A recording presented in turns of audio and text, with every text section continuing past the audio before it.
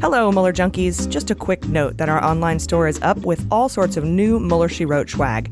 And for one more week, you can subscribe and become a Patreon to receive the weekly newsletter, my show notes, ad-free episodes, all of the bonus episodes, and the book club reviews for as little as $1 a month. After October 1st, the minimum tier goes up to $3, but you can lock it in now at the lower rate. So shop on the online store and become a patron by visiting MuellerSheWrote.com today. And when you're done there, please head to Apple Podcasts, that's the network formerly known as iTunes, and give us a rating and subscribe. That simple action goes a long way toward helping us get the word out about the Mueller investigation. And thank you all for supporting women in podcasting.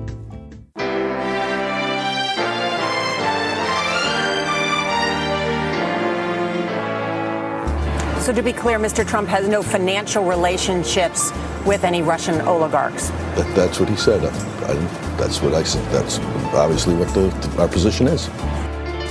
I'm not aware of any of those activities.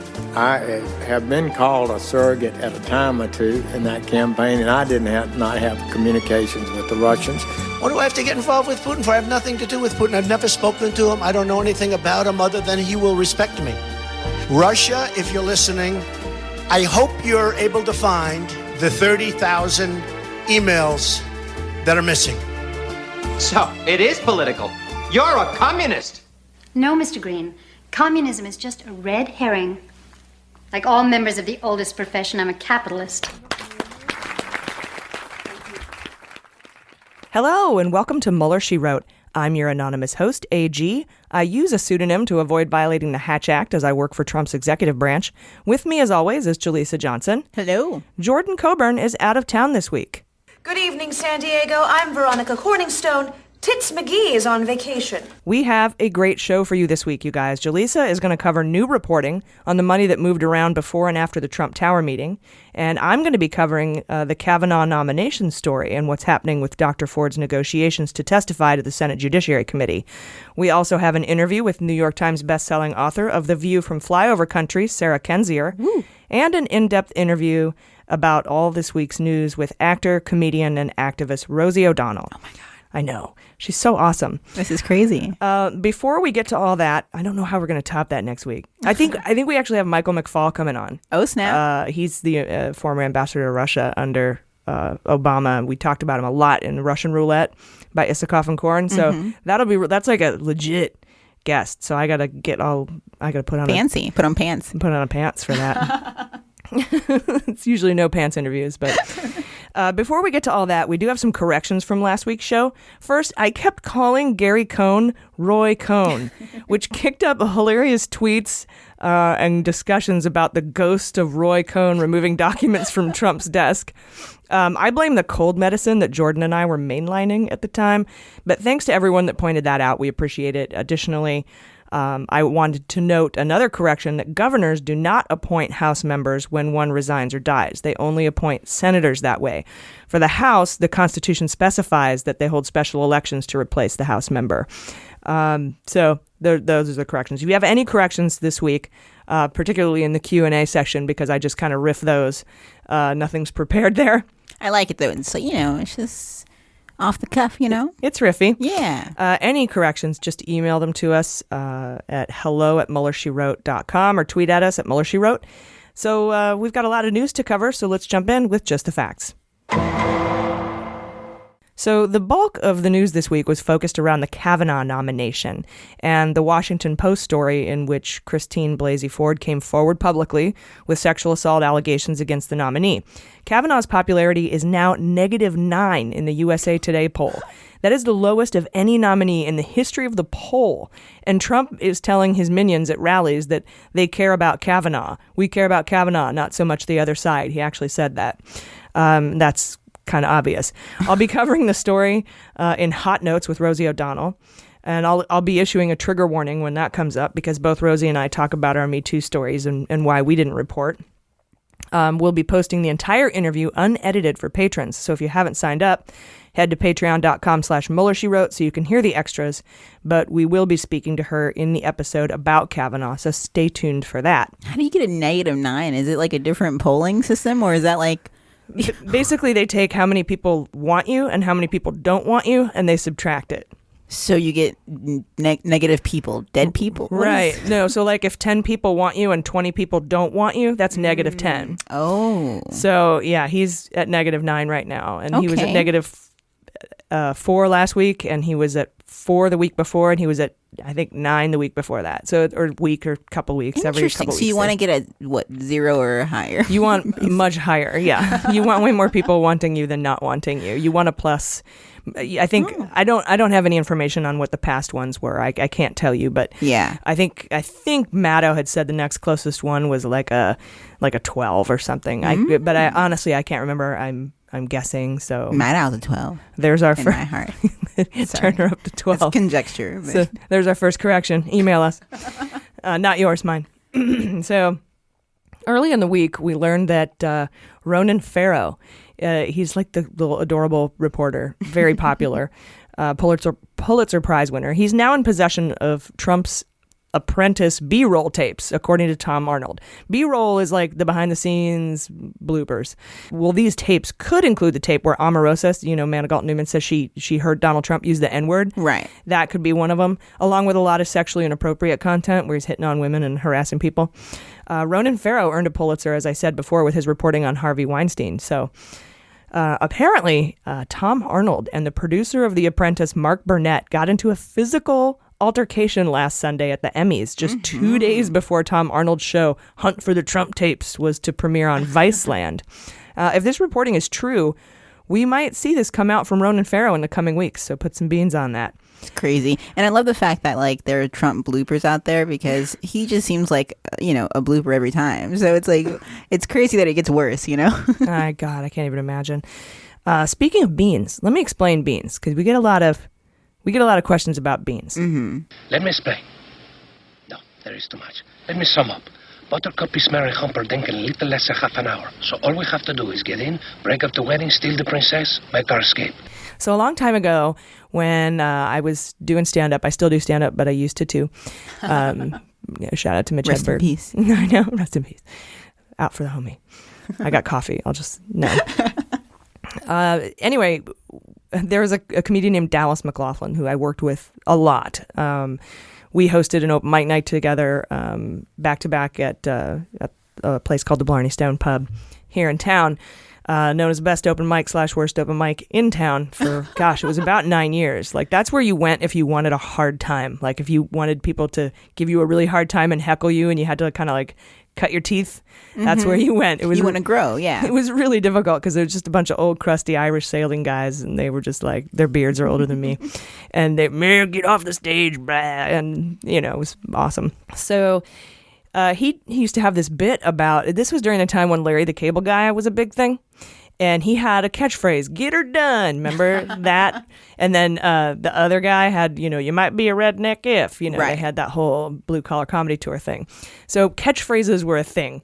And Dallas was like, well, obviously I have to, if I'm going to be famous, I have to have a catchphrase. So he was running, part of one of his bits, one of his jokes was he was running these ridiculous catchphrases by the audience. And one of them was, put some beans on it. And it always just stuck in my head, made me laugh. And when I was trying to come up with a catchphrase for us, like, how Maddow has watched this space or put a pin in it, I was like, I need something like that, like watch this space, basically.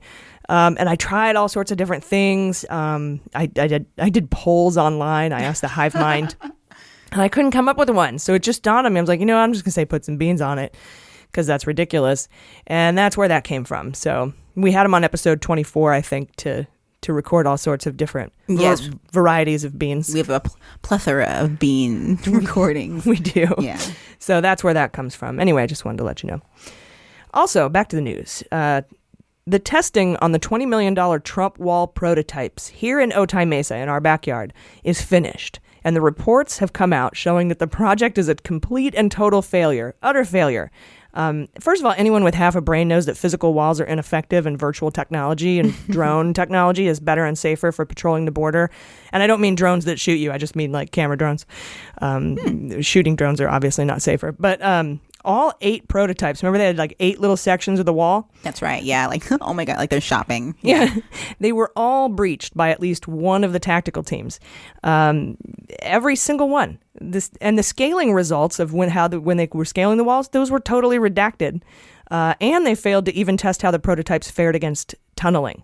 So the project is over. It's a complete failure. A total waste of $20 million.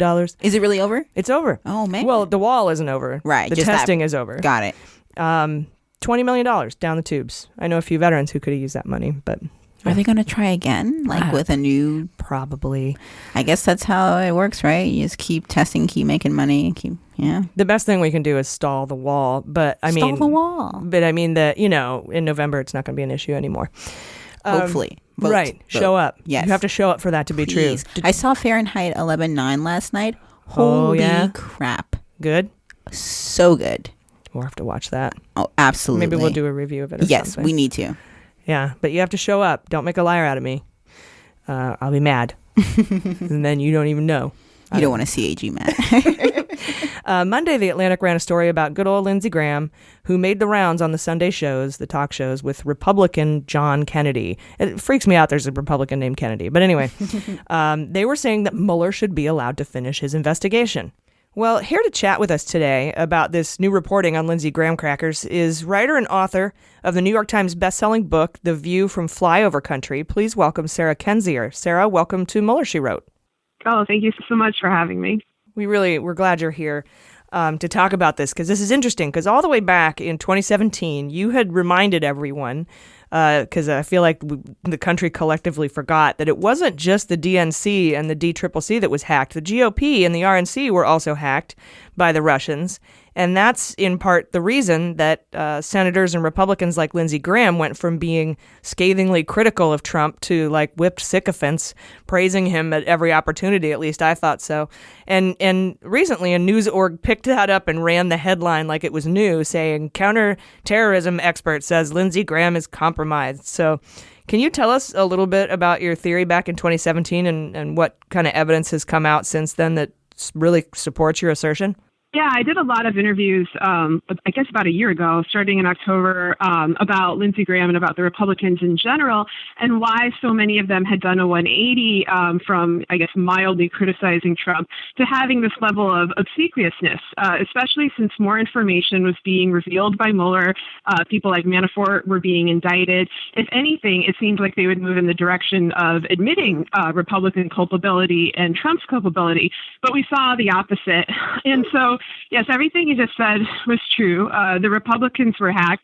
The case of Graham is very interesting because he, as an individual, was also hacked. It wasn't just that he may have been part of a broader attack on the RNC. He was attacked as an individual, and he spoke about this immediately after the election, which was also the time that he and John McCain called for an investigation into Russian interference. And so, it has been my belief that he's compromised in some way. I don't necessarily think it's even a matter of blackmail. It could be a matter of threats. It could be a matter of complicity because we know of his own ties to Russian oligarchs as well as ties in the GOP. There's also other issues to take into account, careerism, opportunism. But I think this is beyond that. I think when you do such a hard 180, as Lindsey Graham did on this topic, where everyone can just see you, flipping in public, can just see whatever is left of your integrity drain away, that there's something darker at play. Yeah, and can you go into, you had mentioned some of the Russian oligarch ties that he has. What are you talking about there? There was an article, I think it was in the Dallas Morning News, maybe, that came out late last December or early in January that laid out the ties of a lot of prominent Republican officials to Russian oligarchs, including Lindsey Graham, who I believe was tied to Oleg Deripaska, but people should double check that. And, he was tied as an individual in terms of his own investments, his own campaign. But I think what's important to know is that, so many prominent players managing the finances of the Republican National Convention and of the GOP in general are enmeshed in the Russian interference case. And, they've admitted to it. People like Michael Cohen, people like Rick Gates. And so I think, as a whole, the party is tainted. And if one goes down, others will go down with them. But, what I would like to know almost more than why did Graham flip is why did he inaugurate the investigation into Russian interference to begin with? Because clearly he feels vulnerable. Clearly he feels, threatened and that there's something to hide. But he and McCain were the first two Republican politicians, and for a while the only two, to come out and take a hard stand, and call for this. So I'm wondering why he took that risk to begin with. Yeah, it does seem odd. And it's interesting to note, as you said, that he was individually hacked, much like John Podesta was phished using spear phishing, which is common for, I can't remember if it's Fancy Bear or Cozy Bear. It's one of the bears. It's their way.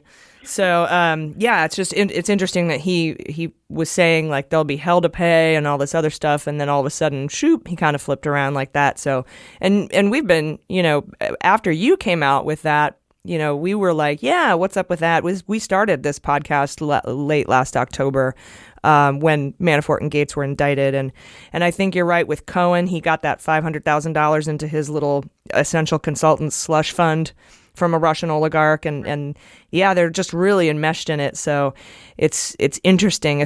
And what I wanted to ask you about, though, is this week, Andrew Craigie of The Atlantic put out a story talking about how Lindsey Graham had abandoned his support for Jeff Sessions in late August, saying the Mueller probe was biased against Trump and maybe it's time for a new AG after the midterms. But recently, this week, he went in on an interview, Graham did, saying, and Kennedy, voicing their support of the Mueller investigation, or at least saying that they think Mueller is going to be fair and that he should be allowed to continue unfettered. What do you think his strategy is with those statements if he's compromised? Do you think he's just kind of sort of putting up little safety nets, or like what's the deal? Yeah, I'm suspicious of basically any media story that comes out involving Jeff Sessions and this appearance of feuding within the Trump administration and Jeff Sessions. Anything that positions him as a white hat, I'm incredibly suspicious of, because I think the only white hat related to Jeff Sessions is shaped like a cone and comes with a robe. But Jeff Sessions is also, he's implicated in this. He's implicated in the Russian interference case. He was hired as a foreign policy advisor for Trump. He's the one who brought on Papadopoulos. He's the one who met with Kislyak. He allegedly was supposed to recuse himself. Everyone talks about this as if it actually happened. He didn't recuse himself in practice. He went ahead and signed on to the firing of Comey. And there's no real indication to me that Sessions is somehow this bulwark, against Trump and his team interfering with the Mueller investigation. I think that it benefits them to think that there's this friction, because then we think, due process, the investigation is continuing as it should be, and even Jeff Sessions is doing his job, and we're not in tremendous jeopardy. I'm suspicious of that. So now I'm trying to remember the second part of your question beyond, Graham flipping on that. I think that there's some safety. Like if, I don't want to sound too paranoid here, but like if a Republican feels that the results of the Mueller investigation are going to be inconsequential, meaning, because certain people will be indicted, they'll confirm, a lot of illicit and illegal behavior happened, but nothing will really come of it. Certain people stay in the administration like Sessions and Kushner, and of course Trump, and of course the Republicans themselves won't be punished. If they feel confident in that, then I think they feel confident in kind of, cheering the Mueller probe on. And then, maybe they switch up their rhetoric a little bit if Trump or somebody else becomes offended by that, because I'm not sure that, Trump plays that particular game quite as adeptly. But yeah, I'm wary of all the Sessions talk. I don't trust it.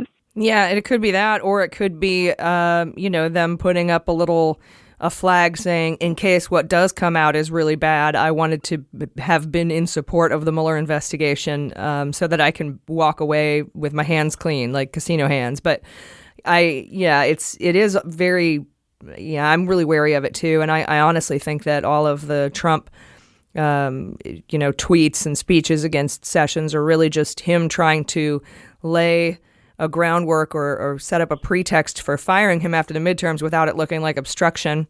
But we'll see how that goes. Hopefully, we'll have a Democratic bicameral House in place, at least the House, if not the Senate, and we can then reopen these investigations and take them where they should be. Now, do you think other people like Ted Cruz, who's just turned into this cuck for him, or Rohrabacher or Nunes? I think I've heard rumors that people are told to stay away from Rohrabacher and Nunes because they're under investigation. Those are rumors, obviously, but do you think maybe they could also be compromised by something like this?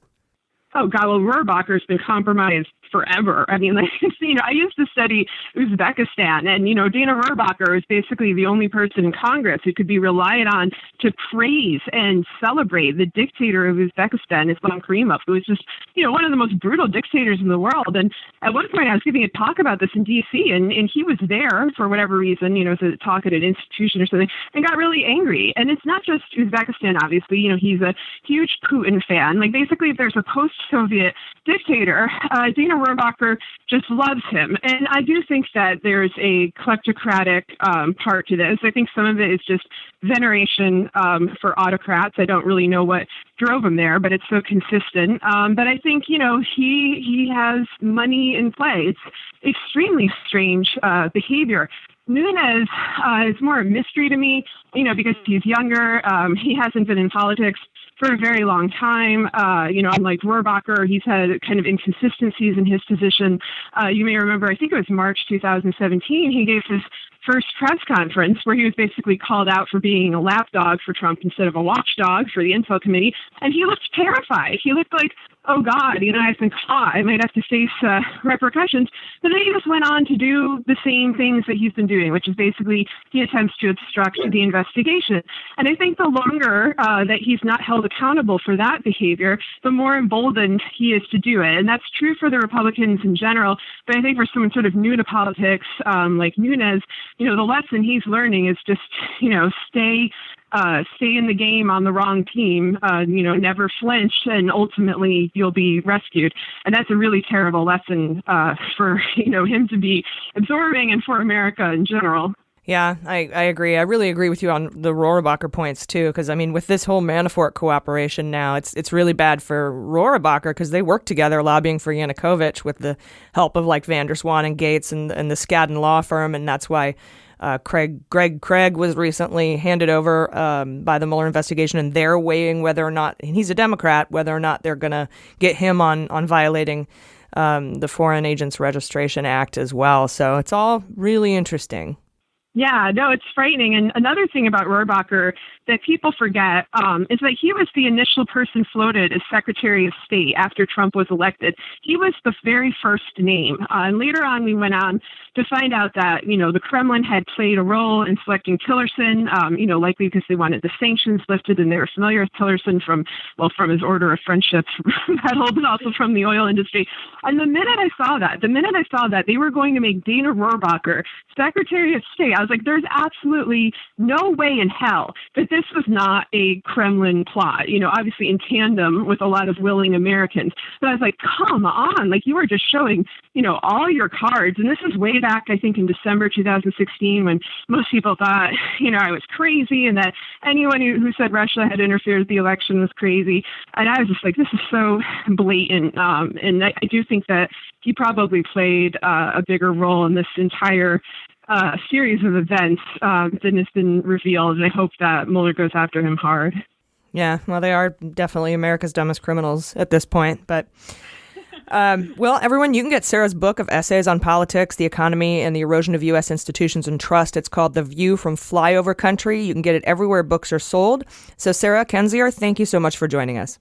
Oh, thank you for having me on. Wednesday, we learned that the sentencing of Michael Flynn is set for December 18th. Cohen will be sentenced December 12th. Trump will call this the new war on Christmas. Fine by me. He was mad last holiday season too, wasn't he? He was like, this has to be wrapped up by Thanksgiving. Yeah. Or he's mad that he can't go to a party because he did something stupid. He's weird. Yeah.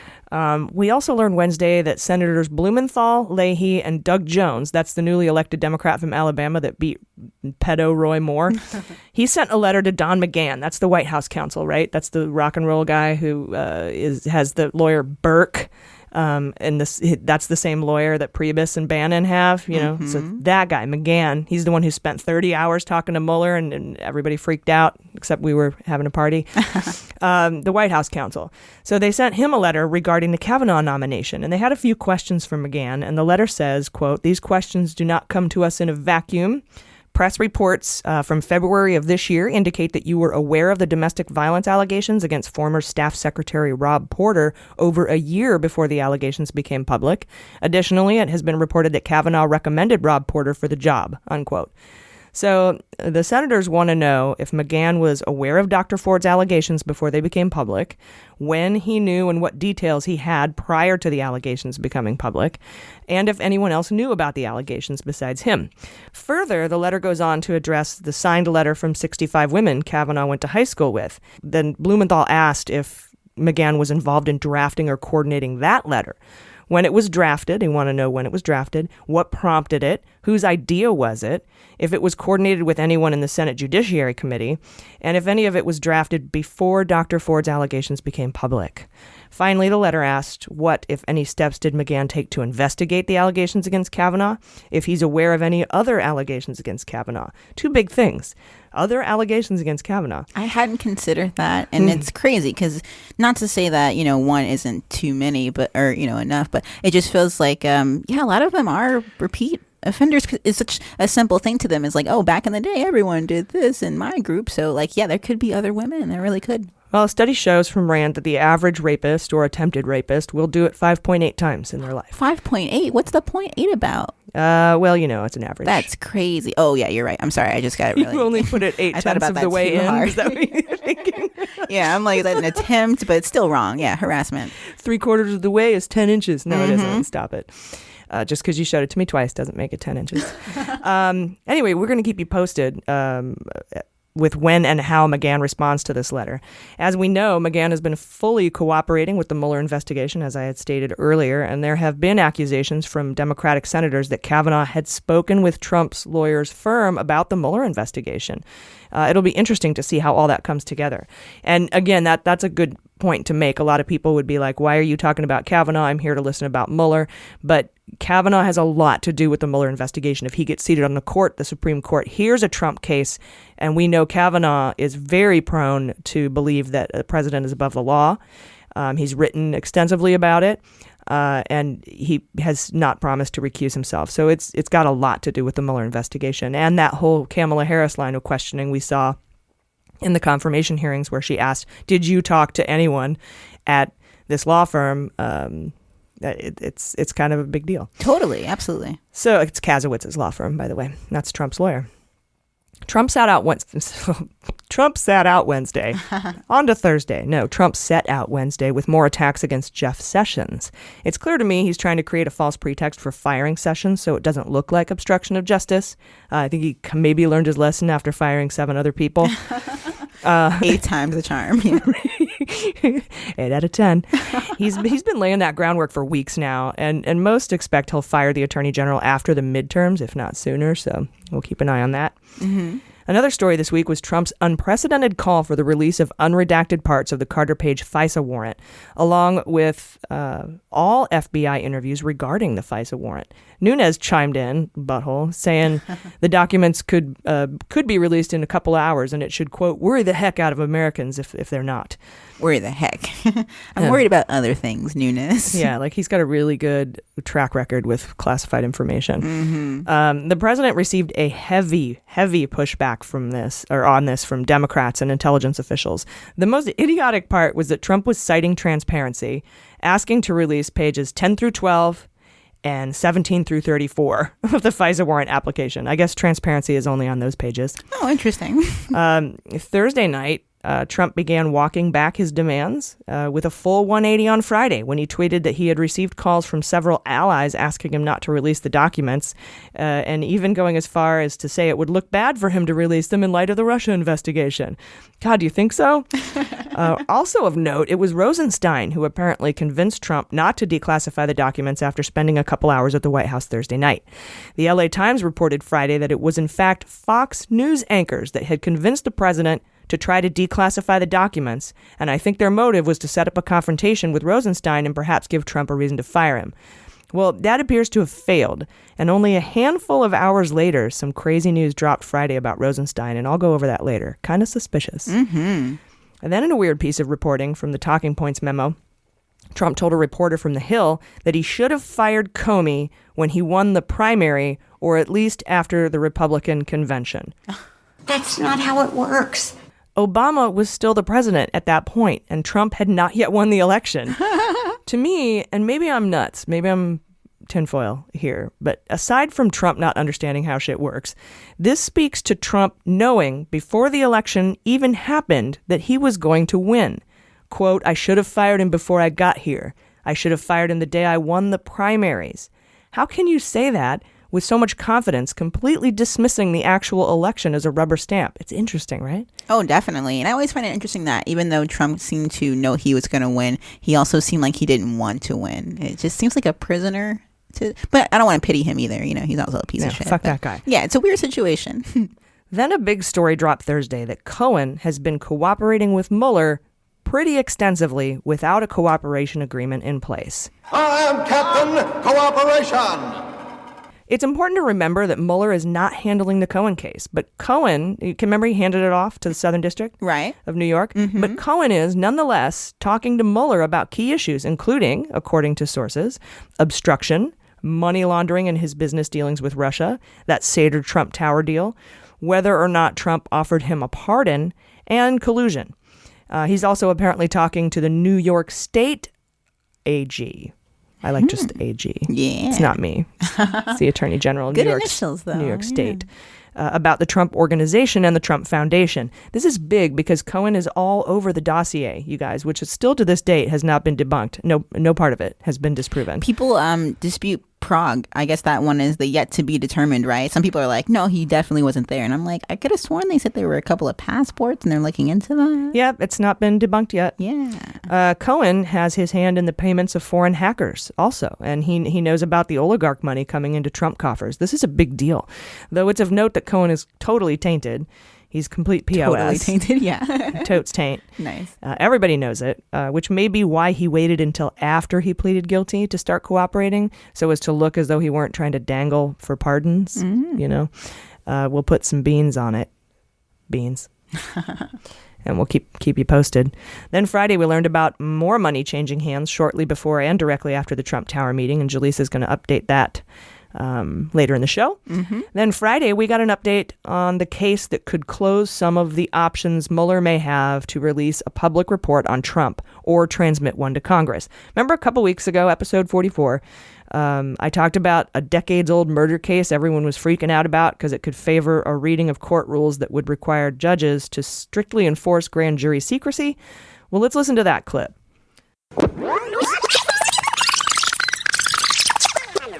Then everybody started freaking out Monday about a report in Politico. Hey, human sacrifice, dogs and cats living together, mass hysteria. The report was about a sleeper case that could supposedly torpedo the entire Mueller investigation. Basically, the D.C. Court of Appeals will hear a case next month about a guy who was murdered decades ago, and the Justice Department wants to set precedent that judges don't have the freedom to release grand jury information that's usually kept secret. And a lot of folks are afraid this could be a problem for Mueller releasing his report because Congress would be deciding to publicize it, not a judge. However, chill out. First, we need to vote in November because a Democratic Congress would render this point completely moot. If not, I think a court case could easily create an exemption, not to mention denying an indictment would automatically trigger a report to Congress, the Gang of Eight. And above all, Mueller, I'm sure, has every base covered, so don't let this stress you out. So that case came up Friday. And the 3-judge panel issued no immediate decision and gave no definitive indication of where the court will come down on this decision. We'll keep you posted as promised. Also on Friday, the Wall Street Journal reported that ex-Trump lawyer John Dowd tried to help pay legal fees for Manafort and Gates before... Okay, so apparently he tried to divert money from the White House Legal Counsel Defense Fund, and it's sad that there's one, in addition to soliciting donors and putting up $25,000 out of his own pocket. This is John Dowd. In all cases, advisors close to Trump objected to Dowd's actions, saying it could appear aimed at stopping the 2 former aides from cooperating with investigators. You think? Yeah. At that time, I should say, Dowd was heading Trump's legal team in the Russia investigation, and this could prove to be a significant conflict of interest or even witness tampering. You know, it's kind of akin to dangling a pardon. So even Trump was like, hey, you might not want to do that? I don't think Trump said it. I think it was Trump advisors. Just Cohen or someone. Yeah, got it. Trump might not even have known, but who knows? What does Trump know? and when did he learn it? Or he wouldn't have understood. Yeah, does he still know? Are you smarter than a 5th grader? Not according to Mattis. We should do a game show. I love it. That would be a good skit. All right, but then Friday got interesting, you guys. As I was saying earlier, Rosenstein spent a couple hours at the White House Thursday night trying to talk Trump off the ledge about releasing unredacted Carter Page FISA application documents, right? Mm-hmm. Trump got the idea from folks at Fox News who seemingly wanted to set up a fight between Rosenstein and Trump, giving Trump a reason to fire him, as we've discussed. Hours after that failed, and Trump walked back his document release, agenda, and rather suspiciously, the New York Times published a story saying that Deputy Attorney General Rod Rosenstein, a.k.a. Snoop Dagg, had allegedly talked about wearing a wire around Trump in the week following the Comey firing to help recruit cabinet-level officials to invoke the 25th Amendment. Rosenstein immediately dismissed the reporting as false and said he does not now support the 25th Amendment. And it's interesting that he used the present tense. But as the day went on, the controversial story was refuted by both NBC and the Washington Post. They both say Rosenstein's comment about wearing a wire was a joke, according to a source that was present in that meeting. Also, according to the source, the White House had asked Rosenstein to make a second, stronger statement refuting the New York Times article. And he did. He came out and said, no, I didn't do this. And Trump had asked several of his aides late Friday night if he should fire Rosenstein. That's crazy. This could be big, you guys. And the contested reporting for the New York Times will no doubt give fodder to the Trump administration's allegation that there's a deep state, and it could give Trump pretext to fire Rosenstein. I'm more than convinced that the sources working with the New York Times were working on behalf of Trump. I know that sounds weird. Actually, it doesn't watch Fahrenheit 11/9. It actually makes a lot of sense. It's conjecture, but I'm right, I think. I have spent the last 3 years... No, I haven't. Trump has spent the last 3 years belittling and demeaning the failing New York Times as fake news. It'll be hard now for Trump to come out and support this article, call it credible, but I wouldn't put it past him. Put some beans on this space. Mm-hmm. See, I mixed a little mayo. I really like that. That was smooth. Thank you. Finally, Saturday, NBC reports that a press advisor helping lead the Senate Judiciary Committee's response to a sexual assault allegation against Supreme Court nominee Brett Kavanaugh has resigned in shame amid evidence he was fired from a previous political position because of sexual harassment allegations. He worked as an aide on Chuck Grassley's committee, and he was helping coordinate the GOP's bullying and misogynistic messaging about Dr. Blasey Ford. Explains a lot, doesn't it? Oh, yeah. We'll be right back. Hello, this is AG, and normally we'd be plugging in a mid-roll advertisement here. We're growing pretty rapidly, and the show is going to start filling its ad card, but you can avoid it all by becoming a patron and getting private feeds to ad-free episodes. There's 1 week left to buy in at $1 a month before we raise the minimum pledge to $3 on October 1st, so head over to patreon.com/MullerSheWrote and sign up now. You'll be grandfathered in at the lower rate, and you won't have to hear this part of the show anymore. Personally, I like these little breaks because I'm a huge fan of the music, but that's just me. Thanks for supporting women in podcasting. All right, welcome back. Hot Notes. Welcome back. It's time for Hot Notes. This week, Jaleesa has an update on the money that was moved around just before and directly after the Trump Tower meeting. If you listened to our episode last week, according to BuzzFeed, investigators are focused on 2 bursts of banking activity, one 11 days after the Trump Tower meeting and one right after the election. According to documents, money was moved from Russia and Switzerland to the British Virgin Islands, Bangkok, and a small office park in New Jersey. Aris Agalarov used overseas accounts to filter over $20 million to himself and his son Amin and 2 of his douche buddies, and other people who attended the Trump Tower meeting, namely Kavanaugh and Goldstone. These transactions came to light after bankers filed suspicious activity reports to the Treasury, which in turn shared them with the FBI, IRS, congressional committees, and Bob Mueller. Additionally, 13 days after the election, the Agalarov's bank account in Russia made 19 separate wire transfers to that New Jersey account belonging to Amin, and that account hadn't seen any activity since 2015. So Jaleesa has an update to this because there's more to the story now. Jaleesa, what do you have for us? Oh, yeah. So BuzzFeed put out another article called "The Planners of the Trump Tower Meeting Moved Millions," and Mueller is now investigating. And so apparently documents show suspicious transfers that began 6 days before the infamous meeting. And on June 3rd, 2016, when Trump received the controversial email from Russia offering dirt on Hillary, what we learned is that on that very same day that the email was sent, another suspicious exchange occurred. So documents reviewed by BuzzFeed showed that $3.3 million began moving on June 3rd between Agalarov and Kavanaugh, and some of it even appeared to be used to make payments on Agalarov's behalf. So this included over $700,000 in American Express charges, which is crazy to me. Why would you use Amex? That's so old white guy. Very true. I mean, I use Amex, but it's still like, that's a lot of charges. Really? Yeah, because they're expensive. They charge a lot of fees. Maybe they got buddies at Amex. But their attorney, Scott Balber, he said, quote, "What is suspicious or insidious about a billionaire who pays his employee in the U.S. to pay his business or domestic bills? This looks like complete nonsense." What's suspicious about sending money through 8 different wash banks and shell companies to 2 guys who were at a meeting right before the meeting, right after the meeting? What's weird about that? Yeah, what's the big deal? You're being crazy. Yeah. He basically went on to claim that this is just a witch hunt, and he accused the banks of over-reporting suspicious activity due to the Mueller investigation. So, classic lines. And none of these transactions came to light until the New York Times revealed the Trump Tower meeting in 2017. Wait a minute. There was no Mueller investigation back then. So how can they say that the banks were reporting these SARs because of the Mueller investigation? Exactly. Back in June of 2016, there was no Mueller investigation. Yeah. Oh, my God. Yeah, it's ridiculous. It's just naturally investigators began to look into this because they actually went back into all their history and they went into everyone who attended the meeting. So it's just, it's standard protocol. And what they learned from this is that 3 different descriptions of the type of business they were running was given to 3 separate banks. So they used Citibank, Chase, and Morgan Stanley. And so they basically said that one of the businesses, it was a music promotion company. And then they also told another company or a bank that it was a transportation equipment and supplies merchant wholesaler. And then Agalarov told Chase it was a service provider for his real estate company. So they're giving all these different types of descriptions for the same company. And their own attorney said that they have 2 separate businesses, both under the same name, Corsi International.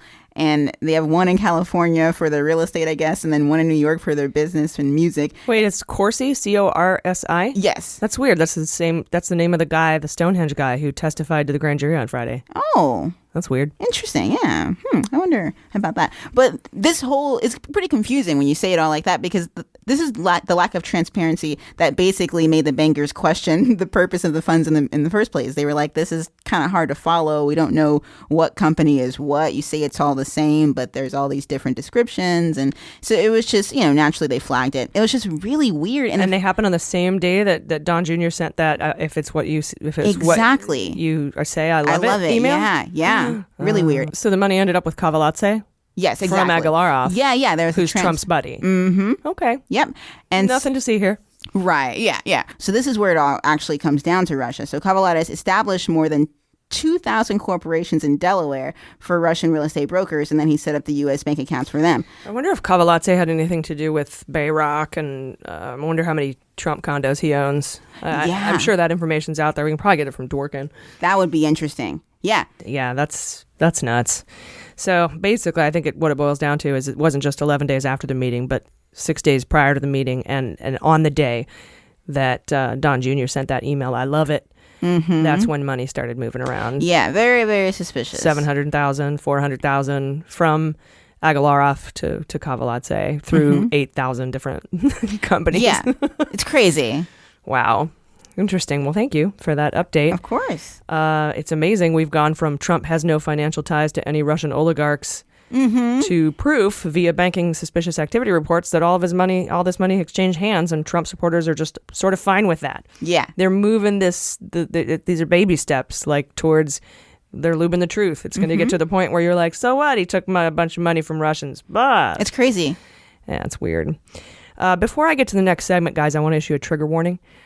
We could actually have an entire segment called Trigger Warning at this point. Honestly, there's so much harassment, assault, domestic violence, and attempted rape in this administration, and probably actual rape. That it's. I mean, why? I don't even get it. Like I said a couple episodes ago, who the fuck are these people? Yeah, the best people, I guess. Yep, they're the best. Today, I want to talk about what happened with the negotiations this week between Katz, that's the lawyer for Christine Blasey Ford. That's the woman who came forward with attempted rape accusations against Kavanaugh. That's Trump's Supreme Court nominee, embattled, if you will. And Chuck Grassley, the Republican chair of the Senate Judiciary Committee. What a great guy. Sunday, Dr. Ford came forward in an article. This is last Sunday, not yesterday, but the Sunday before. She came forward in an article published by the Washington Post saying, "It's me, it happened, here I am." By midweek, the Republicans on the Senate Judiciary Committee said that if she wanted to testify, she'd have to do it in front of the committee at the same table as her accuser on the following Monday. And the White House told the FBI not to investigate. Stand down. Do not investigate. Which is completely unprecedented. They always do. In the last two Supreme Court nominations or judge nominations that have had sexual assault allegations, the FBI has investigated. Her lawyer responded saying she needed more time. Monday was not possible, as Dr. Ford had to move out of her house with her 2 teenagers and her husband because of repeated and invasive death threats against her and her family. And they asked again for an investigation, which, again, as I said, by precedent has always been afforded. The Senate said they could have a conference call. We'll have a conference call. And then Dr. Ford came back and said that she wanted Feinstein on the call and her staff, Grassley on the call and his staff, and her lawyers to be present. So they had that call Thursday night to discuss terms. Dr. Ford wanted Judge, that's Mark Judge, the other witness, she wanted him subpoenaed.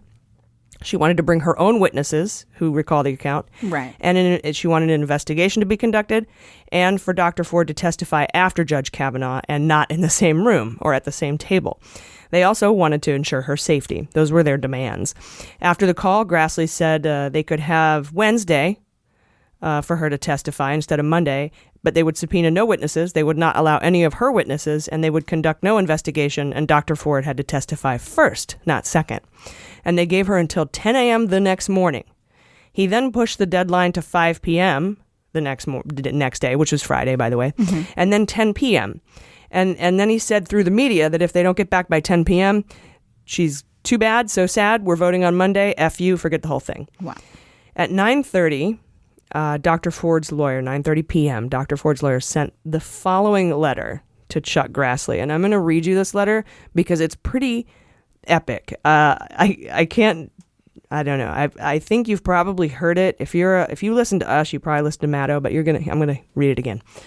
Dear Mrs. Wiley and Miss Davis, I'm writing in response to your emails from earlier today. I was stunned to see that the Judiciary Committee noticed Judge Kavanaugh's vote for Monday morning in the midst of our ongoing discussions regarding the terms and conditions under which Dr. Christine Blasey Ford could testify before the committee.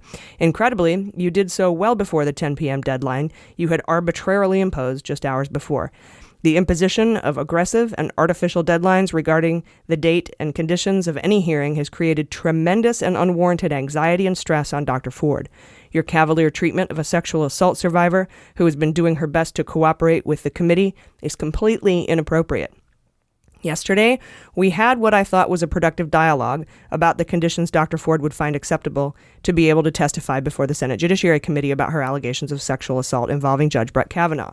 Rather than continuing that dialogue, Senator Grassley today conveyed a counterproposal through the media, insisting that she appear for a hearing on a date I had expressly told you was not feasible for her.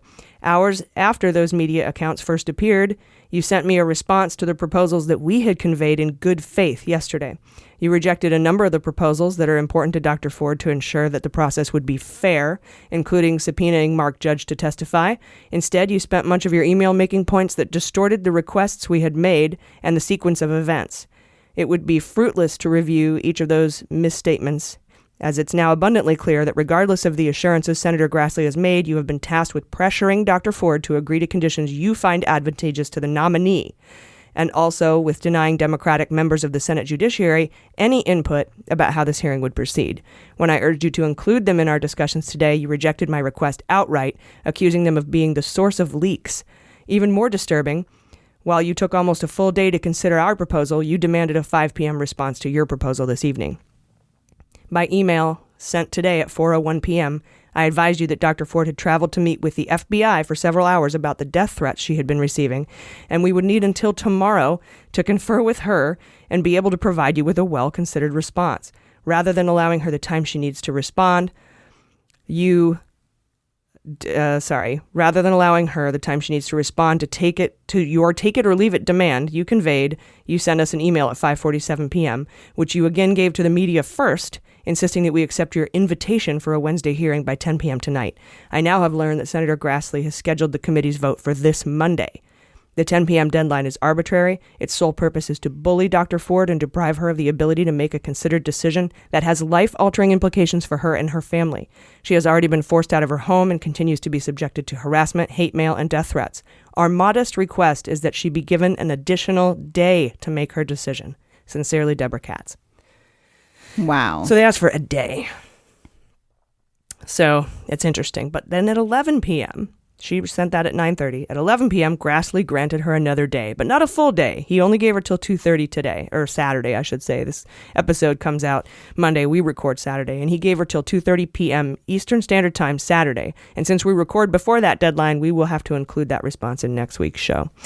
So that's the timeline of events, and I wanted to bring on someone I thought could speak to this week's Senate Judiciary shenanigans. Again, I want to issue a trigger warning because Rosie O'Donnell and I will be telling each other our Me Too stories. So we have a very special guest today to share her thoughts on this week's news. She's been in a ton of my favorite movies, including Sleepless in Seattle and A League of Their Own, my favorites. She's an actor, she's a comedian, she's an activist, a philanthropist, and an author. Please welcome Rosie O'Donnell. Rosie, welcome to Mueller, She Wrote. Thanks for having me. We really appreciate you being here. So, first of all, our podcast focuses mainly on the Mueller investigation, and I wanted to talk to you a little bit about Trump's nomination of Judge Kavanaugh to the Supreme Court, not just as it relates to the Mueller investigation, but how it's playing out since Dr. Blasey Ford came forward with her attempted rape allegation back in 1983 with Judge Kavanaugh as the attacker. And Trump has mostly been silent on this matter this week. His handlers were sort of keeping him at bay until just this morning when he tweeted out that called her out by name and said that if her experience was as bad as she says, that she should have reported it immediately, or her loving parents should have reported it immediately with law enforcement. And now he's demanding that report. What are your initial thoughts on him abandoning his previously more measured tone and going just directly after her? Well, that's more typical than how he was behaving for the last few days. I mean, I was stunned the first time I saw him saying, well, we need to hear from her and we need to hear from, and it needs to be fair and we want everyone to be happy. And like, who is this? Some zombie, infiltrated his body, and it's not him. But this is the true man, the one who attacks the victim today, the one who, is a misogynist beyond definition of that word. He brings it to a whole other category. And the only thing he would know about girls being raped or molested would be him in the Kavanaugh role. So I don't think he's somebody who has empathy, compassion, depth, understanding, basic human traits to relate to any woman as an equal, or as a human, or as someone demanding decency and dignity and respect. So he's a flawed human being with some pretty serious mental health issues that the country has chosen to ignore or forget, no matter how often he exhibits the signs. Yeah, I agree with you 100%. And he's got 12 plus credible accusers of his own. So that's kind of where he's drawing his experience from, is not only deflecting those accusations, but paying people off, doing catch and kill stories with his buddy David Pecker at AMI and the Inquirer. And that's just kind of his background, and his knowledge of this kind of situation comes from himself being a sexual assaulter. Exactly. Being the predator, and that's who he is, and that's what he is, and that's what he's always been. How many billionaires do you know that own modeling agencies? Not very many. And the reason that he owned that modeling agency, I think, has still yet to be determined. What was the true reason for the Donald Trump modeling agency, and what happened to those women who were there? What happened to all those parties where allegedly Jeff Epstein and he were snorting coke off of young underage girls' butts?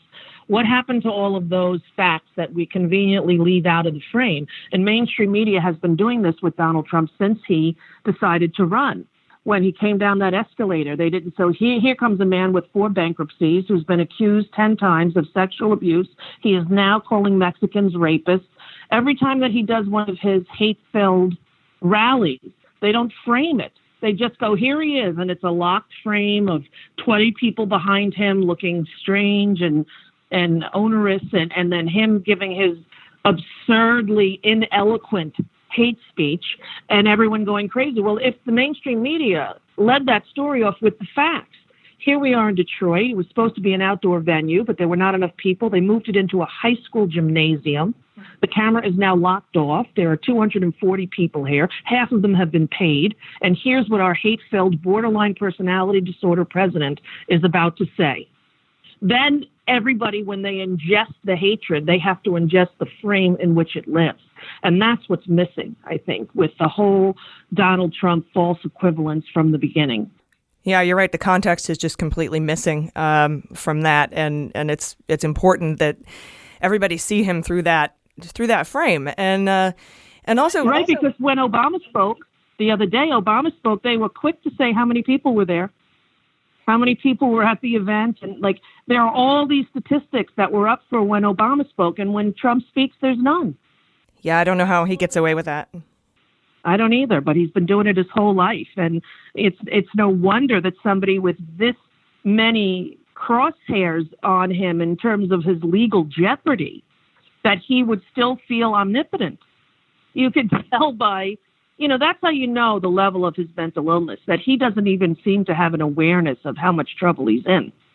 Yeah, no, that's true. And this tweet coming out this morning it can be really triggering for a lot of women around the country, because not reporting your assault or your attempted rape is very common, especially if you're 15. And it's really... Yeah, now how old are you? I'm 44. Okay, I'm 56. I had an incident like this, not involving me, but involving another girl in high school. And it was the football players. And I know all their names, and I see all their faces, and I see them on Facebook, and I know a couple of them are lawyers. But all these boys got called down to the principal's office because of what happened with one girl on the football field where there was liquor involved, and 10 football players from the varsity team and a 7th grader. And I remember that story vividly. And if she ever wanted to press charges against those boys, I would be able to testify and say, oh, I remember what was going on in the school. All the boys were taken, and they would call her a whore, and she would have her books very close to her chest, her head down as she walked through the hallways. Every high school has a story like this. And 15-year-old girls are not able emotionally, intellectually to process that kind of trauma, never mind from an upperclassman. Never mind from an upperclassman, rich, preppy kid who goes to the high where the chosen few prep school, right? Yeah. So there's a lot of layers involved in this. I don't know what school the accuser went to. I don't know, the setup of the neighborhood, but I guarantee there are people from both of the high schools where the boys went to the prep school and where she went that had heard that this occurred. Yeah, this is not a very uncommon thing. No, and for me, I was 21 in the military, and when I tried to report, I was told that if I filed a false report, I'd be kicked out. I'd be charged with adultery because my attacker was married. I would lose my rank, lose my rate. I could be dishonorably discharged, lose my signing bonus, lose my benefits. And it's not just that traumatization, but years later when I, because of complications with PTS, and I tried to file a claim with the VA, they pulled a Donald Trump. They said, you don't have any reports, you didn't report it, and so therefore it didn't happen. And eventually it went through. I got some help with retired Brigadier General Allison Hickey, who had seen me in a movie called The Invisible War, and she got me my exam, and they eventually at least admitted what happened, and I got my claim adjudicated. But, not everybody gets to be in a movie. So there's thousands and thousands of other women. Right, exactly. But you spoke for so many in that movie. That was a riveting documentary. And right as my son was considering becoming a Marine, which he now is, I made him sit down and watch that documentary with me after I saw it, to let him know a little bit of the culture that he was entering into. And if anything else, to be a watchman and the protector, but to know going in that this is what's happening, I mean, they don't tell kids signing up. Nobody mentioned that to him when he was at the Marine recruiting station. Oh, by the way, the sexual assault cases in the armed forces are extraordinarily high, higher than the percentage anywhere. No one tells anyone that. The same way no one told all the truths about Trump that were so easy to find. They were easy to find in 2006 when I said them on The View, and he went crazy. He went crazy because I dared to say the truth. I, a woman, a gay woman who doesn't ascribe to his ideals of what a woman should be,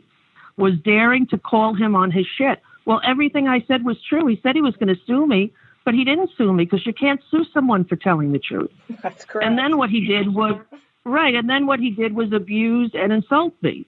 Say I was fat, that I was gay, that I was a degenerate, that I was low class, he tried to change the narrative that America has of me in my life and career into something that fits his narrative, the way he does to everyone we see now, right? The way he does to Comey, and he does to leaders to Justin Trudeau, of all people. I mean, he does it to everyone, to LeBron James. He tries to change the public narrative, and he has a bully pulpit. And with the media, the fourth estate, not doing their job of holding up their end of questioning and checking him, he's run amok. He's like a little 2-year-old having a tantrum. And as the mother of 5, I find it very, very hard to watch. It's like he's a baby having a tantrum, And I, too, was sexually abused as a child. It was, the abuser was the one who was supposed to take care of me. I was a child. He was the adult. And so, then you have that situation, and so many children who were abused, I think, are re-traumatized by Donald Trump being the president. Here's a guy who has pretty much admitted that he's a sexual abuser, and he's still walking around as if he's untouchable, and so far he has been. That there are that many women with that many complaints, and he's president of the United States of America. Yeah, and I have to tell you, I feel really bad for all the veterans, not just females, but males too, that have experienced sexual assault, having to walk into VA, and his photo is right there, really big at the entrance. And it's just, it's awful. It's horrible. I agree with you. It's traumatizing is what it is. It re-traumatizes people. If you come from a house where the father is abusive and is in control and is telling you that, there's nothing you can do to get away from me. That's sort of what parents do when they have a sick kind of untreated mental health problem. And that's what happens. Where do you go when you're a kid who needs a ride to the police station to tell on the person in the house who's abusing you? It's so complicated. And he is so, dumb. Like, he's one of the stupidest people you ever hear speak. I can't even comprehend the fact that he can put a sentence together like, there's a lot of rain in regards to the water. Yeah. What?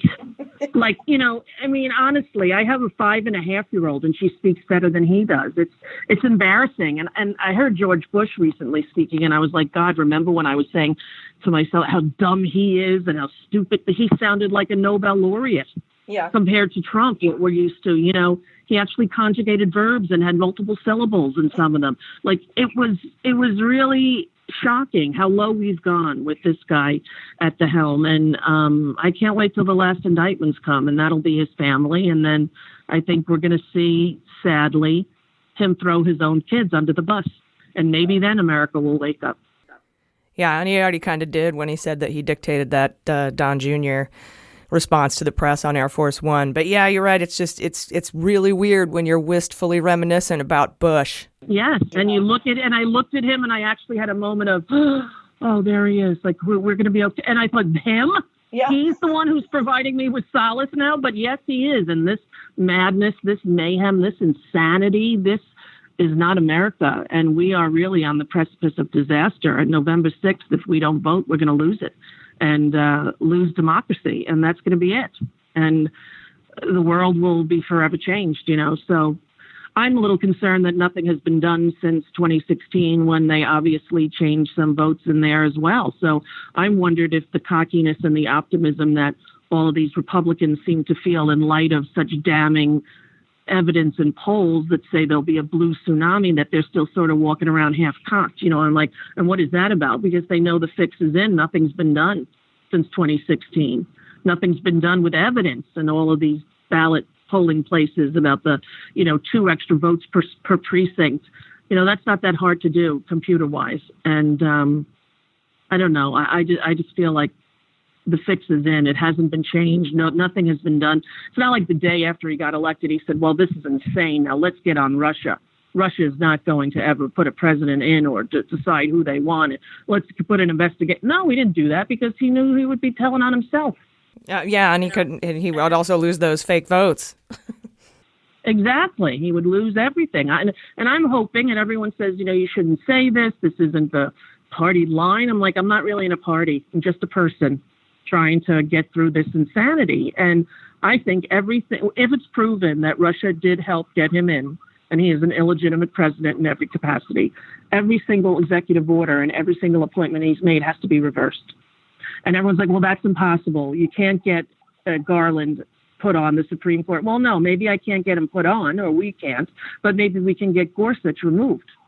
And we can, hopefully Kavanaugh will not go through. That's what I'm, spending my nights thinking, that goodness will prevail and this man will not be put through. A man who was not even on his list of potential Supreme Court nominees until the Mueller investigation. That's exactly right. Then that's right. So, he's such a blatantly bad criminal. If this were a movie, you would be like, oh, God, give me a break. All this evidence and the guy's still in there. This is the worst movie I've ever seen in my life. And until Mueller drops those last indictments, we're all waiting on pins and needles. Yeah, it's like the world's dumbest criminals where they put the paper bag over their head but forget to cut out eye holes. And, Exactly. run roughshod all over the store. That's what it's like. It's like the stupidest people running the country, and they don't know how to get away with any. He can't even keep his ship together for 1 week. They told him, don't fuck this up, okay? You've got like 20 women who are accusing you of doing this to them. Do not say anything about that woman. Just keep your mouth shut. And he couldn't even do it for a week. No, he has no self-control. He has no self-control. He has no discipline.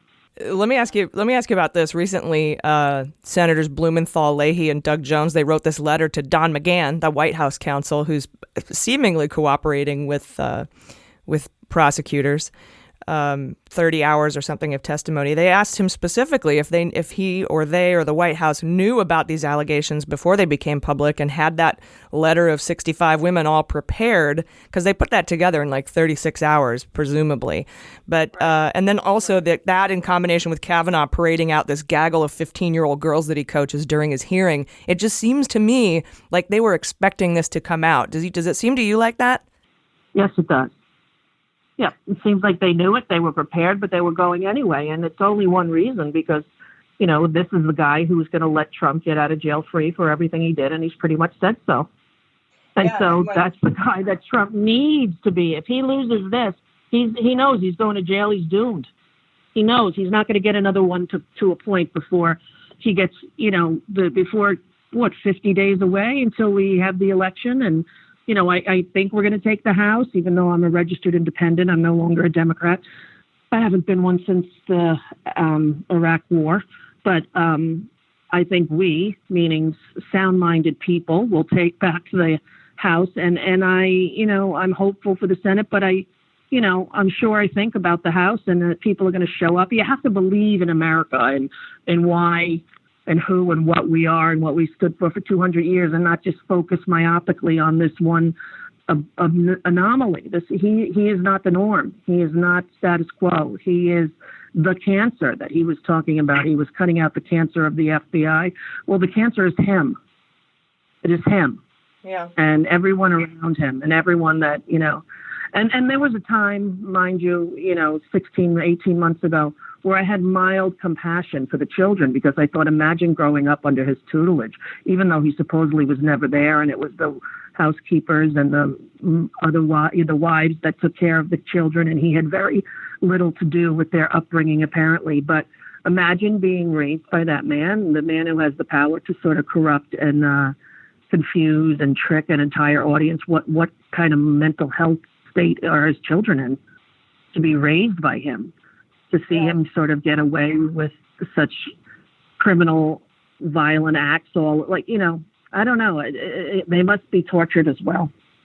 Yeah, But I hope they work it out with the prison psychiatrist. So I'm not really. Oh, they're going to jail for sure. I know. I can't wait. Believe me, I'm gonna have the biggest party. And here's another thing too.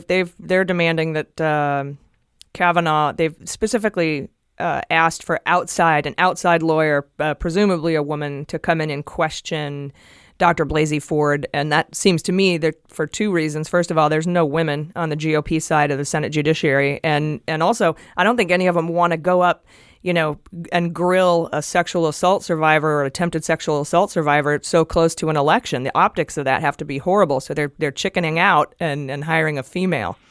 Yeah, that's one thing. And they don't want to pull the tapes of Hatch and Grassley attacking Anita Hill, and Joe Biden himself wasn't exactly, today he sort of said, oh, I knew in 91. I haven't learned now. I knew. Well, you didn't act like you knew. Right. Nobody did. He would have had to be, 20 years ahead of where the culture is, I mean, it's interesting to see these people going down that you never thought would go down, like Harvey Weinstein and Les Moonves and these sort of titans of television, which is my industry, right? Everybody has it in their own industry. You see these people fall that you think never really could. And yeah, we have it in comedy. Yeah, exactly. Now, it's so funny because I've been out of comedy stand-up long enough to not know the players in this. People were asking me, what do you think of Louis C.K.? I've never met him. I don't know him. I didn't work clubs with him. But there was a stand-up comic that I worked many clubs with named Vince Champ, who was in jail for serial rape. And the way they found it out was all his bookings coincided with all where the college rapes were. And so I was in a comedy condo with this guy many, many times, The Comedy Store condo? No, just around the country when I did stand up all over the country. Right. He was the middle act and I would be the opener. So we'd be in Just for Laughs in Utah or something, or the Improv in Arizona, someplace like that. But yeah, that's really interesting what happened within the comedy world. And then I hear that Louis C.K. went and did stand up and just didn't mention anything. Yeah, he just came back like nothing happened. Yeah, like it was another Thursday. And they're allowed to do that.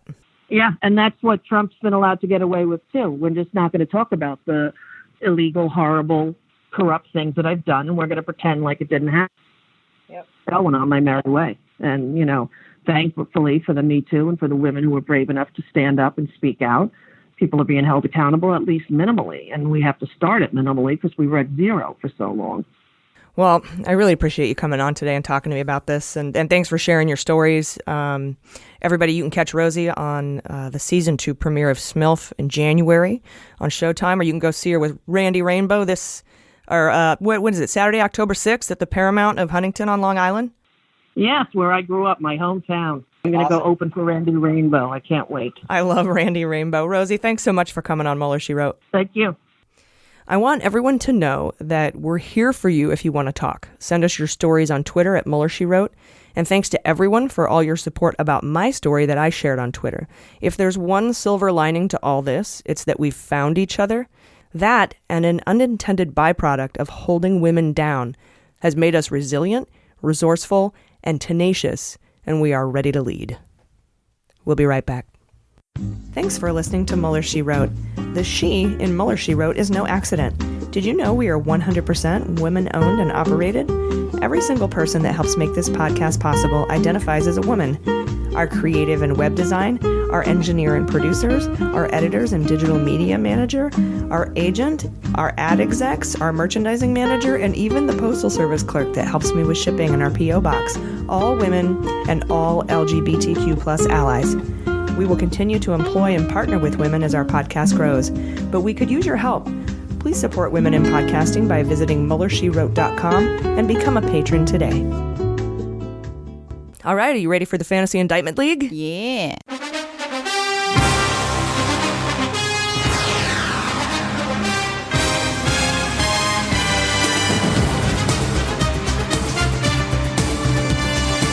All right, this week has been full up with news about the Kavanaugh, but we cannot forget about Cohen cooperating, and Manafort is now also cooperating. So I'm sticking with my team this week. That's Kushner, dad and son, Stone, Jr., and Ivanka. Jaleesa, who you got? I got a Junior, Kushner, Cohen. I think you had Butina last time. I did, and then I had a rando. Yeah. Yeah, there we go. You're going to stick with that? I'm going to stick with it. All right, cool. If you want to play in the league, become a patron, then head to the Friends of Justice page on Facebook and look for the pinned announcement. That's where you'll reply with your 5 picks. This is not gambling. I think there's 1 week left to lock in at $1 a month to become a patron, and you get to keep that rate even though we're going to raise them on October 1st, so check that out. I get a lot of folks asking where to get the show notes, my personal show notes. Those come in the weekly newsletter that Jordan creates. It's a really amazing newsletter with infographics, links to all the articles in my show notes, and it's sent out when you to the email you sign up with when you sign up for Patreon. It comes out Thursday mornings at 9 a.m. Pacific Standard Time. Check your junk if you're not getting it. Not your junk, but your promotions on email or social. They have weird tabs now. Gmail's weird. Yeah, so check your junk. All right, it's time for Sabotage.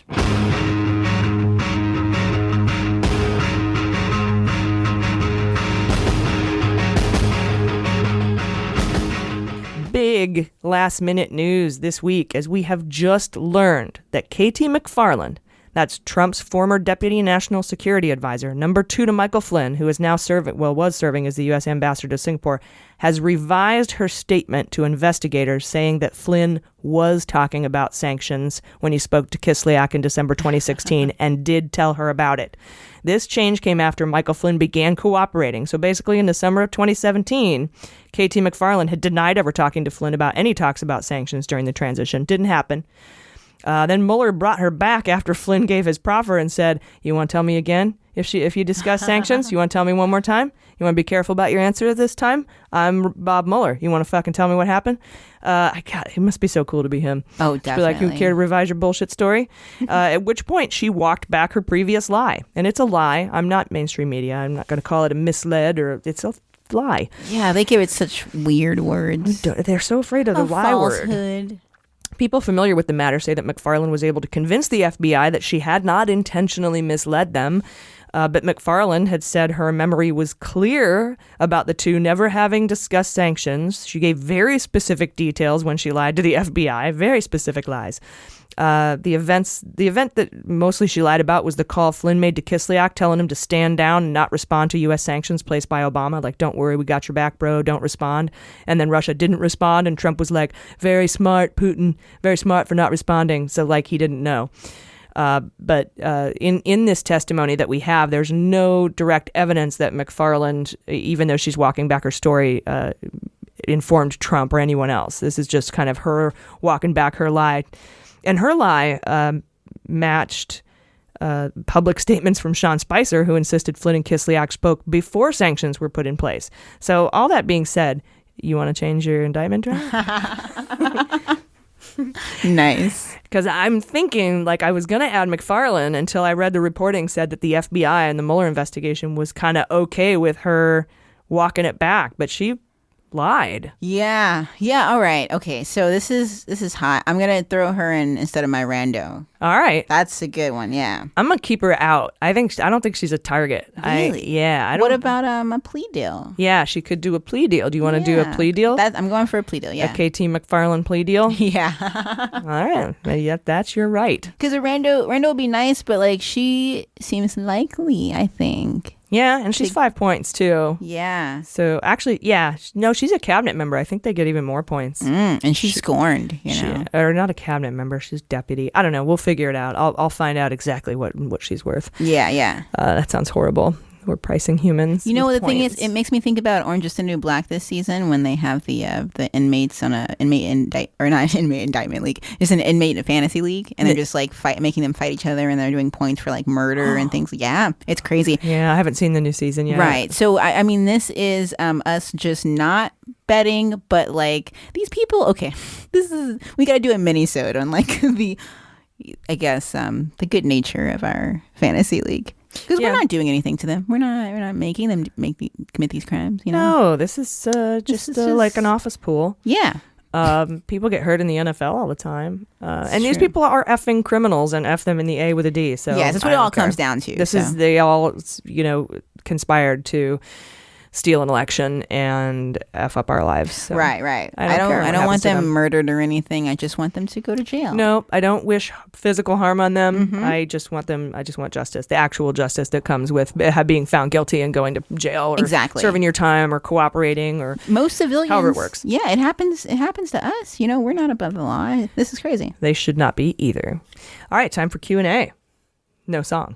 Oh man, we have so many suggestions too. People are like, "Hey, do this one, do that one." Really? We may pick one. Maybe stick it in. You know what? If our fans are musicians, we could be like, make a song and we'll showcase it or something. That sounds cool. Maybe that's a good idea. Get something funky. I used to use Mailbag Day from Cartoon Planet, but we'll figure something out. Mail it's evolved. All right, at Big Politics Nerd asked if Toad from Mario will sue for defamation. I don't think so. He should, but not at this point. At Scavchok, Skavchok, wants to know if the Democrats have the authority to investigate Kavanaugh if they win either both Senate or House, and if the investigation concluded with, let's say, lying under oath, can his appointment be recalled or can he be impeached? What's the process for impeachment? Yes, it's been said by at least Sheldon Whitehouse, not the White House, but the Democratic senator named Whitehouse. That'd be funny if he ran for president. It would be. Mr. Whitehouse. In the White House, yeah. He has said, we're going to do that. We're going to get the gavels. They call it that. We're getting the gavels and we're going to investigate this. And here's the thing. If the investigation is concluded, first of all, it's harder for the bicameral House and Senate to, they don't do criminal investigations. They do investigations for public purposes. Then they make criminal referrals to the Department of Justice. If the Department of Justice is still being run by Trump and a Trump lackey, they could suppress those requests and not follow up on them. So there's that we have to worry about. And then, yes, you can impeach a judge, but impeachment is hard. You need 2/3 of the Senate. We aren't going to have anything close to that. And you can't just recall an appointment of a judge. You have to actually criminally investigate him. However, I do believe that the FBI and the DOJ, if it was found that there was enough evidence to do a criminal investigation into him, that they would do that. And he could step down. He could resign as justice. From the pressure, yeah. That's feasible. We got to keep the pressure on pretty much after the midterms. Even if we flip it, which would be incredible. Not a guarantee. Yeah, and we can't let up. You're right. We have to keep doing it. And all of this week, you guys have to keep calling Murkowski and Collins and Sass and all the people that you would normally call to say, just vote no. We still have to try to get them to vote no, because McConnell has said we're gonna plow through this. We're gonna cram it through. He said that. Yeah. Now I have a question. We could call too, right? Like, we're not in these states, but like, is that something that people do? Is they call from other states and they're like, "Hey, I'm a concerned American citizen, and I think you because I'm going to do that." Sometimes they don't take the messages or they don't listen, but it's worth a try, right? Yeah, it's worth jamming up their phones, tweet at them, everything. Sweet, everybody, please. Yes. All right. Let's see. At Elsie Piano wants to know if she has her timeline correct. First of all, the GOP knew about Dr. Blasey Ford in July. Kavanaugh fessed up.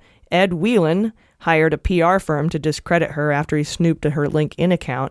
Then she contacted the FBI because she saw she'd been snooped. Is that correct?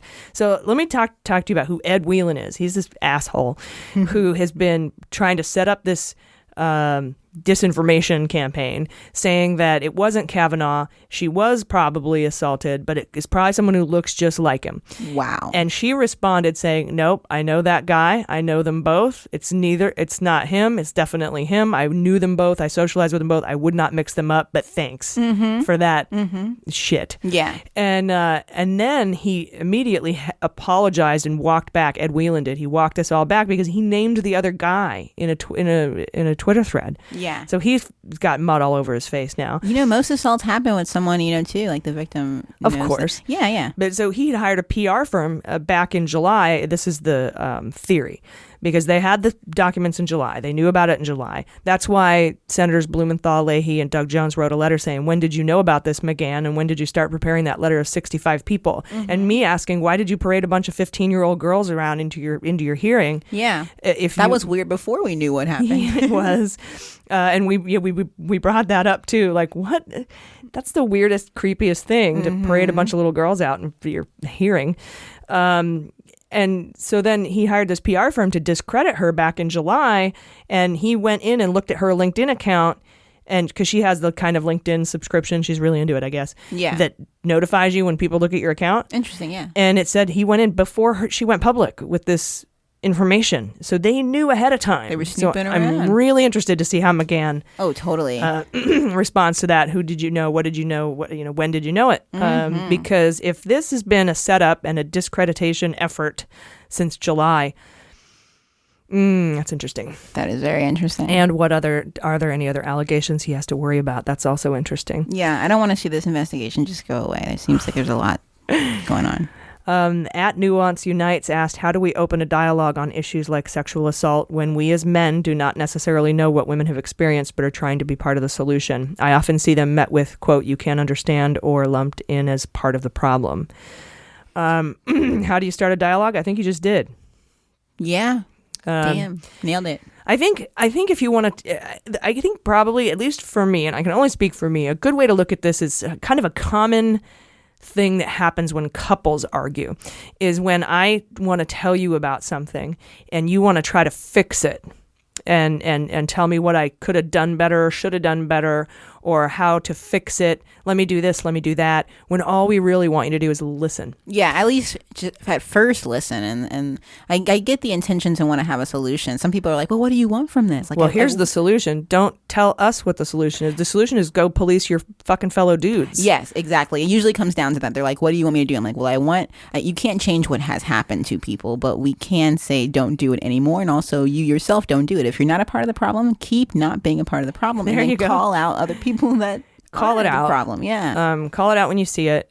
Put the blame on the assaulters, and of course, this doesn't just apply to women that are victims. Men are victims too. Absolutely. But for the most part, binary. Yeah. For the most part, 10 times more women experience assault. Totally. Yeah. And so, if you're a man, I would just recommend listening, saying that sucks, lending emotional support, and then not trying to have a solution for the woman, but go out and solve it for the dudes that are doing it. Do you know what I mean? Absolutely. Because when you try to tell a woman what the solution is, you're trying to tell the victim what to do. Non-victim's blame. We shouldn't have to do anything differently to not be raped. It should go, or tried, or attempted, or whatever. It should go on the assaulter. It should go on the perpetrator. So that would be my recommendation. But you did a good job opening up the dialogue right there. I think that tweet got a lot of really positive responses from women saying, thank you for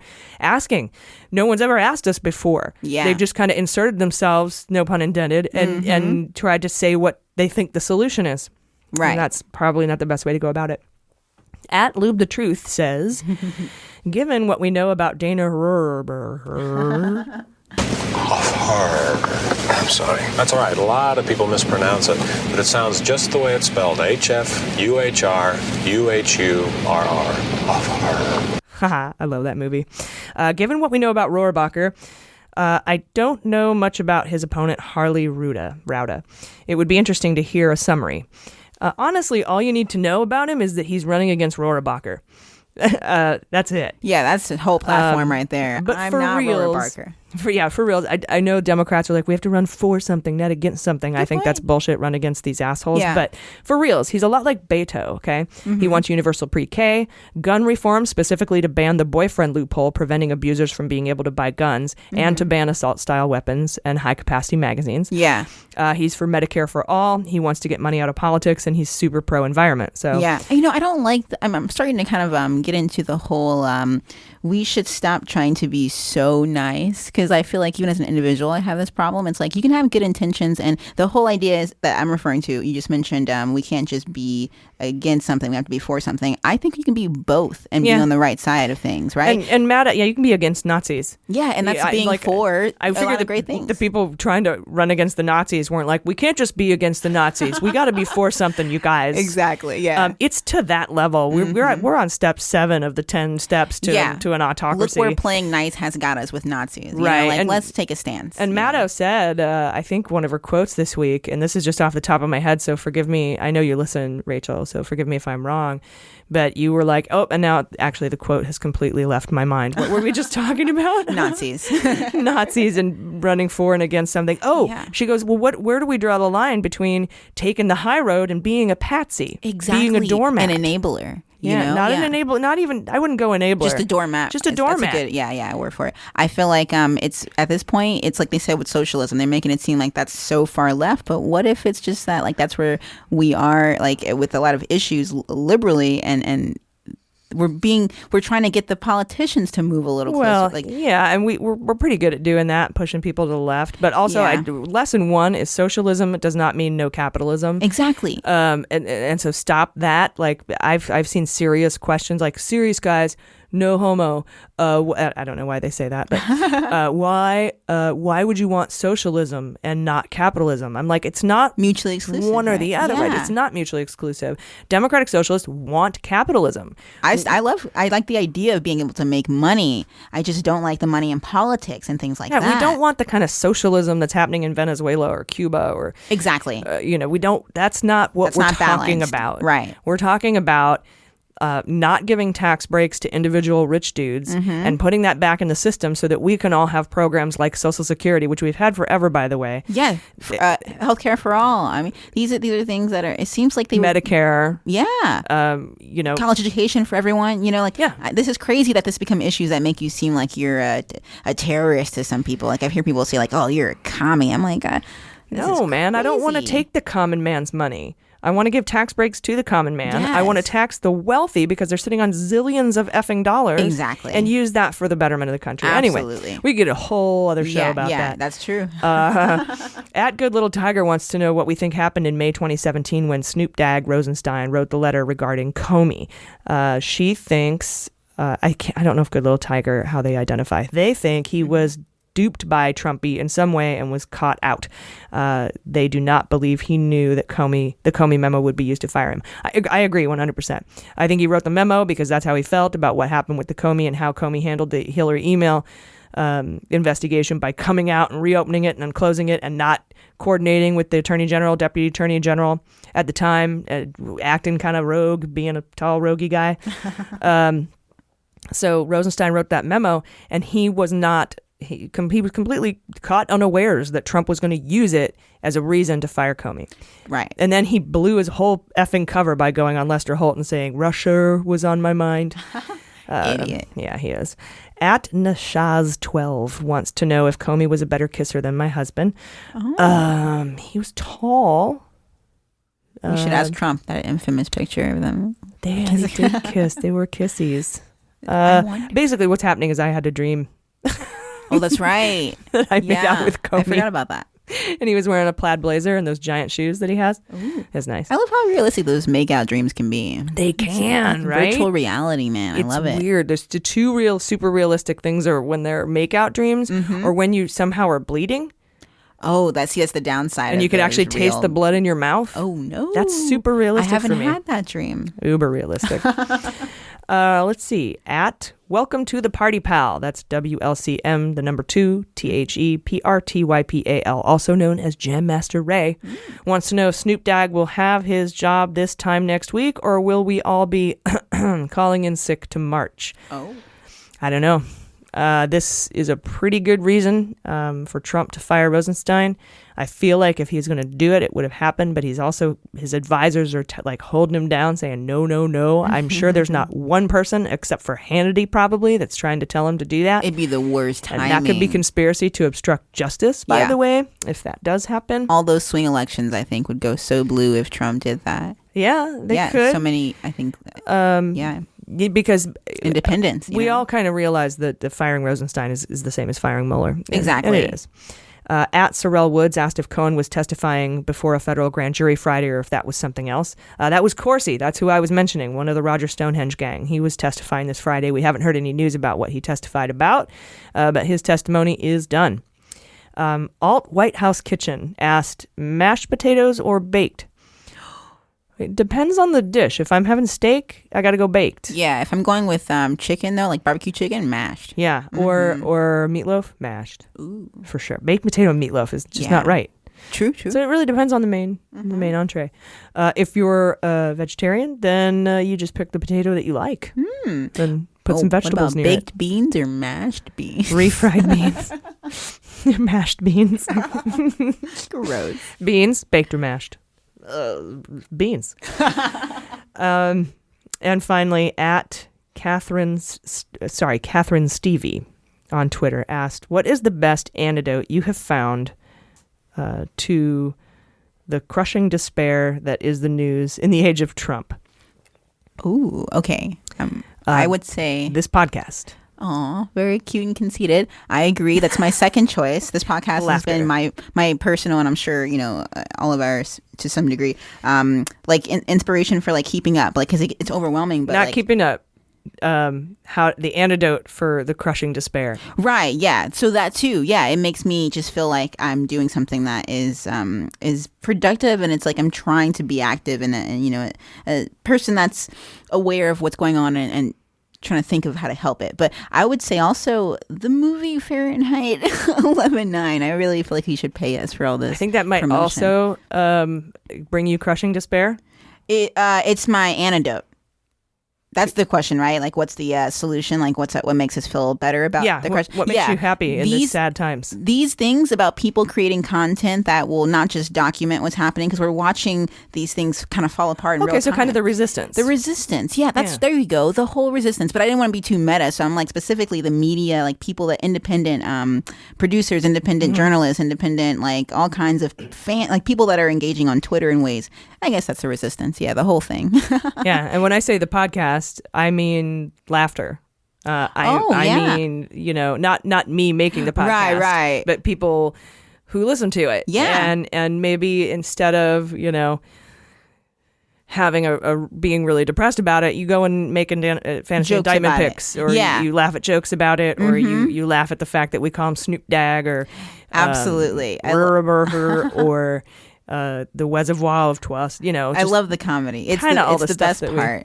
I also love the fact that even when the jokes stop, it's like it's real. We're not like when I left the theater, I was just like, that wasn't just a movie that I escaped from because life was crazy. That was a movie about how life is crazy and it's still crazy. And I'm like, I'm trying to make it less crazy.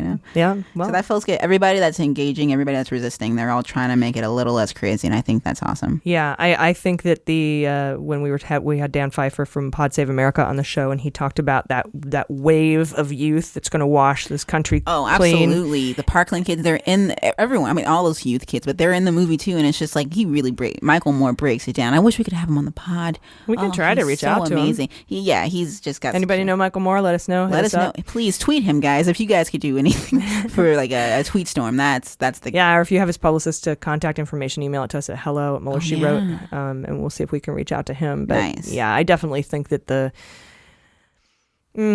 camaraderie of the resistance, it's amazing, especially women, and that's not saying that I don't welcome our male allies. I absolutely do. I think they get it. I think they know that men are a given. There are super amazing dudes out there. They're great men. Yeah, they're doing really hard work. So yeah, I think women and just like we're fighting for a reason. We're not fighting for nothing. Like they get it. Guys get it. Yeah, some guys.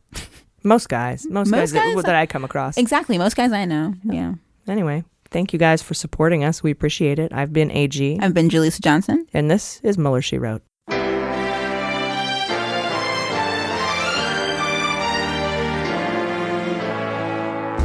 Mueller, She Wrote is produced and engineered by AG with editing and logo design by Jaleesa Johnson.